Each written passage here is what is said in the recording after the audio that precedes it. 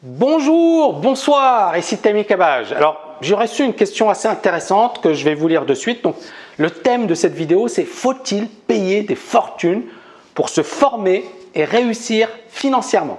Alors, la question, c'est la suivante. Donc ici, bonjour Monsieur Cabage, je voudrais connaître votre avis sur le personnel MBA de Josh Kaufman. Alors, c'est un best-seller aux États-Unis. C'est effectivement un bouquin qui s'est vendu à des dizaines de milliers d'exemplaires. Et la phrase de Matt Damon, tu as gaspillé 150 000 $ pour une éducation que tu aurais pu avoir pour 1,50 $ en amende de retard dans une bibliothèque publique. Merci. Alors, je trouve que c'est une excellente question qui s'adapte à tous les contextes, trading, mais également au monde du business. Et je vais y répondre dans 2 petites secondes. À tout de suite.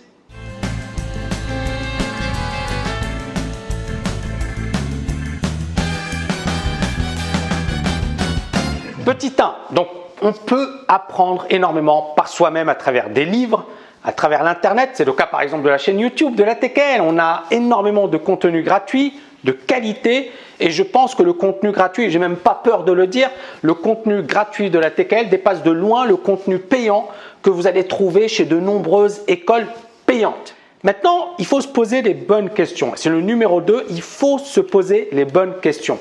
Le contenu gratuit existe à profusion aujourd'hui. C'est-à-dire que sur Internet, effectivement, vous avez plein de contenus gratuits. Mais il y en a très peu qui réussissent. Et là, la question, elle est importante à se poser. Si par exemple, moi, j'avais le choix entre un MBA de Harvard et un autodidacte, qui vais-je choisir? L'autodidacte ou le MBA de Harvard? Vous allez me dire, ça dépend. Oui, ça dépend.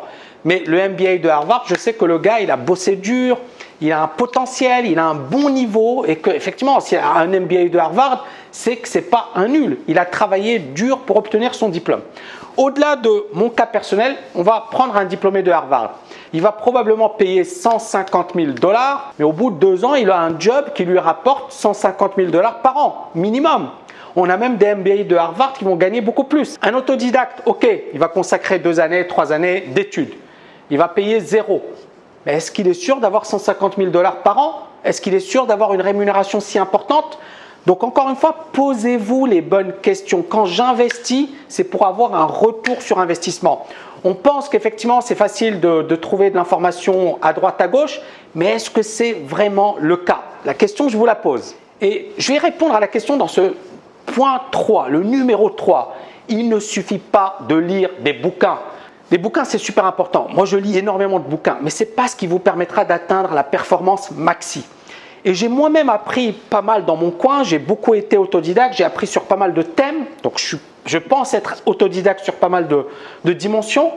Mais c'est en investissant dans ma formation, en me formant auprès des meilleurs aux États-Unis, que j'ai le plus progressé. Et je m'explique.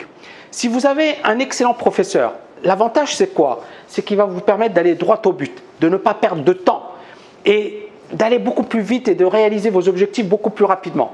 Si en plus vous êtes dans un environnement d'excellence, l'avantage c'est quoi? C'est que vous aurez une émulation. Vous êtes entouré par des gens qui sont bons. Et les bouquins ils ne vont pas vous apporter cette émulation, cet esprit de compétition. Quand j'ai passé l'agrégation, j'ai été confronté à des petits génies. J'étais avec des gens qui étaient super intelligents, super bons. Je les ai vus travailler, je les ai vus opérer.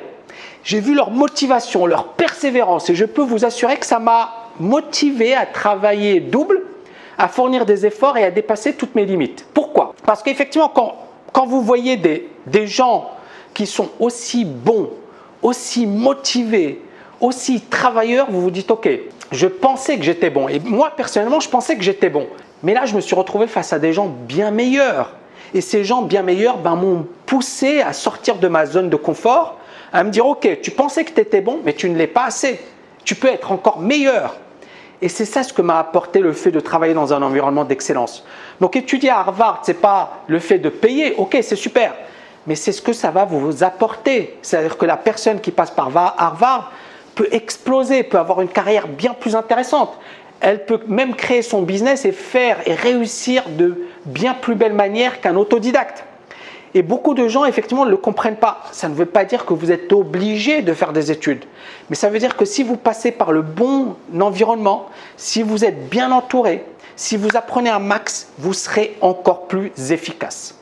Et je le dis franchement, Je n'aurais jamais écrit l'art du trading, psychologie des grands traders en un an, parce que je les ai écrits en un an ces deux bouquins, si je n'avais pas passé l'agrégation. C'est une formation d'excellence, ça m'a permis de travailler beaucoup plus efficacement, de monter en puissance. Lire de simples bouquins, ça ne m'aurait jamais permis d'atteindre ce niveau. Et l'agrégation, pour ceux qui connaissent un peu le modèle francophone, c'est quand même le top, c'est super dur. Et beaucoup, encore une fois, de personnes aujourd'hui vont vous dire vous pouvez apprendre gratuitement, vous pouvez devenir bon. Moi, je n'ai jamais dit que ce n'était pas le cas. Vous pouvez apprendre énormément de choses, mais être bien entouré, avoir un bon coaching, ça va vous permettre d'augmenter considérablement votre niveau.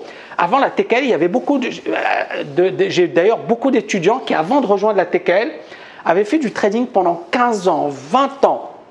Ils n'ont jamais vu leur niveau augmenter. Et c'est à la TKL qu'ils ont eu une structure solide qui leur a permis de monter en puissance. Donc voilà, encore une fois, c'est vraiment un choix personnel, mais n'oubliez jamais, l'objectif c'est quoi? C'est de vous dire, ok, j'investis tant dans ma formation, mais ça va me rapporter combien et est-ce que ça va me permettre de monter en puissance? J'espère que vous avez aimé cette vidéo, n'oubliez pas de la liker, je vous dis à très bientôt.